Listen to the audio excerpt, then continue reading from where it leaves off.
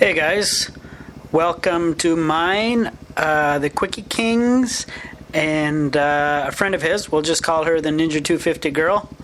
Our last ride of the season. I don't know if it was their last ride of the season, but it was my last ride of the season. While I was taking this footage, it was 2 degrees below freezing, and during the ride, I don't think it got above freezing the entire time. So we're heading out to the Nipigon Hydro Dam for our last ride. All said and done, I think it turned out to be a little over 3 hours of riding. Below freezing the whole time. It's definitely the coldest ride I've ever done, and I wasn't exactly comfortable most of the time. So I had initially planned on doing a regular vlog while I was doing it, but I mean, I was shivering and cold pretty much the whole time, so I really wasn't in any mood to do any talking when I was riding. So I will be doing commentary. So yeah, last ride of the year. How about we do a season in review? Good year of riding, lots of adventures. Got a little more adventuresome on this bike, did some real off-road riding with it, and ended up crashing as a result of that, but it's a learning experience. Good things that happened this year. Probably the best thing is I hooked up with the Quickie King. He's another YouTuber that does vlogging. There'll be a link to his channel, and we've done a lot of riding together this year, and we seem to have similar interests when it comes to the types of riding that we're into, so looking forward to doing more riding with him next season. Oh, another gas stop. If you own a KLX250, you do this a lot. Since you got such a small gas tank, you end up having to refill all the time. And where I live, there's actually pretty big distances between communities, and in a lot of cases, there's no gas stations in between them. So in some areas, the distance from gas station to gas station is really actually pushing the limits of the range of this bike. So we fueled up, we're heading out, making our way first off to the town of Nipigon, which is about an hour's drive from the city I live in, east on the Trans-Canada Highway.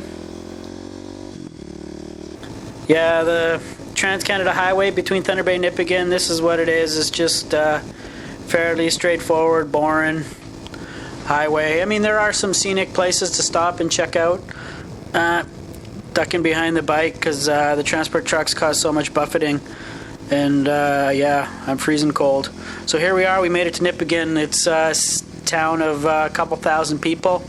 So we're stopping at famous in Canada, Tim Hortons coffee and donut shop.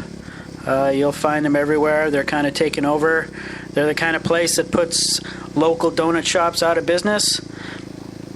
Big multi or nationwide franchise, and I believe they're even starting to open them now in the States. Tim Horton used to be an NHL hockey player who I think he initially opened these restaurants. I don't think he's alive anymore. I don't think his family owns it anymore. Man, I was so freaking cold. I was so happy to finally get there. Hour at highway speeds below freezing. No heated grips. Not fun. Ha! Check out the Quickie King's outfit. That's his snowboarding outfit. Apparently that's in style. So everyone's complaining about the cold. This Duke on made such a huge difference. So I think we spent a little over 30 minutes in the place trying to get warm. I had myself a donut and coffee, and now we're going to make the last leg of the trip. And again, I got to fuel up. And this is right across the street from the Timmy's. That's a Robin's Donuts across the street there, which is actually a donut chain that started in the city of Thunder Bay. And there was nobody. Well, there was a few people in there, but compared to the Timmy's was just like overfilled. It's not even big enough for the amount of business they were getting that day. Whereas this Robin's Donuts, there was like nobody in it. You guys thought you were gonna get my PIN number there. Okay, so gassed up. Check out the Quickie King's plaid jacket. Ninja 250 girl, looking stylish. And now we're going to do the final leg to get to the dam, which is, I guess it's not the final leg, it's the halfway point once we get to the dam.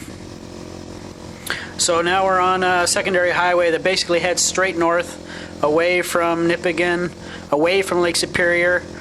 Super scenic. There's some totally beautiful views. Fortunately, you can't see them because of the GoPro. Cliffs all around. The valley to the right is where the Nipigon River flows through, and there's a couple other hydro dams there that we're going to come check out next summer. Again, another gorgeous view there. So there's some straight sections, and then you get an occasional windy bit. And again, it's kind of totally a supermoto road because it was fairly bumpy. You probably noticed the bumps. And on the shorter travel bikes that the Quickie King and the Ninja 250 Girl were on, they were kind of lagging behind a little bit on these sections because they had such a rough ride. So it was overcast, man, and it was cold, let me tell you. Now watch this. Boom! We get into the sunshine. Immediately, look, I'm pointing at the sun. It made such a difference. So the further away we get, we start gaining elevation. You can see the snow on the side of the road. And if you look on the left on those rocks, you can see some there. You can see more of it there. It's solid ice. Thick, solid ice. It gets noticeably colder as you get away from the lake. There's a pond there that's totally frozen solid. We should have went and checked it out, see if we could actually walk across it. It's pretty early for stuff to be that frozen around here. So we finally make it to the dam, and yeah, actually it was pretty impressive. It was a lot bigger than I thought it was going to be. But again, it was kind of a rush trip because number one, everybody was cold and we were all complaining about the cold, and the Ninja 250 Girl had to work a little bit later in the day, so we were kind of pressed for time, so we didn't get to do as much exploring as we wanted. There was the other dams that we wanted to check out, but we'll come back next summer and check them out. Look at the size of that. That's pretty big actually for around these parts. So we actually, when they talk about shortages, power shortages, we actually produce so much electricity up here, more electricity than we actually need. And yeah, we don't have a shortage of electricity around here, that's for sure. We have lots of hydroelectric dams around here. Mine Portage Dam is the name I see up there.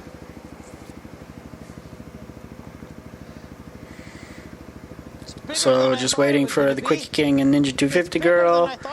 And the Ninja 250 Girl grew up in the area, so she's been here before. So we're going to get off our bikes and go check out the outflow area.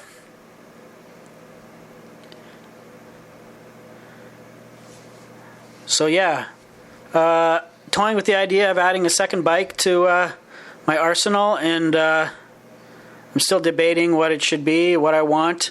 KTM just announced that they have a new Duke 390cc single, fuel injected, 330 pounds wet.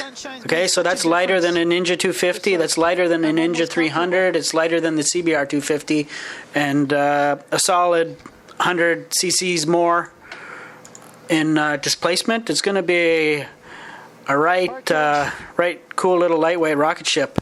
From what I read, it's going to be available in the States, so hopefully it means it's going to be available here. Partridge, here in Canada, that's where I live. I'll leave a link to some of the information about that new KTM Duke 390. It's looking pretty awesome. We can get down there. So just got to trudge our way through the woods here.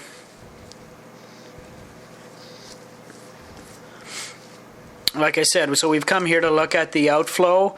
I'd like to actually see the other side, the lake side of it, and we'll come back next summer, check it out. I don't know if the Quickie King will come. He probably will. I want to come check it out. But we were just pressed for time and freezing cold. Here it is. Like I said, it's below freezing while this footage is being taken. So you can see the pulsing surges coming out of out of the dam there. Makes it pretty dangerous. So I would assume actually the whole length, so it's probably 40, a little over 40K from this dam to Lake Superior. The sudden surges and raising and lowering of water levels, it must be pretty dangerous along the entire length of it, because you never know when the amount of water coming down there is going to increase. Like the 600s. So make our way back to the bikes. I'm telling the Ninja 250 girl how I think the Ninja 250 is an awesome looking bike. I think it actually looks nicer than the 600. On it anywhere, yeah. It's not so much in your face styling, it's just nice, sleek. There you go. Quickie King's outfit again. What do you guys think of that? Don't hit the dislike button just because of his outfit. So now we got about an hour and a half of riding below freezing highway speeds to get back home. The sun stayed out for maybe another 30 minutes and then it clouded over again and got cold.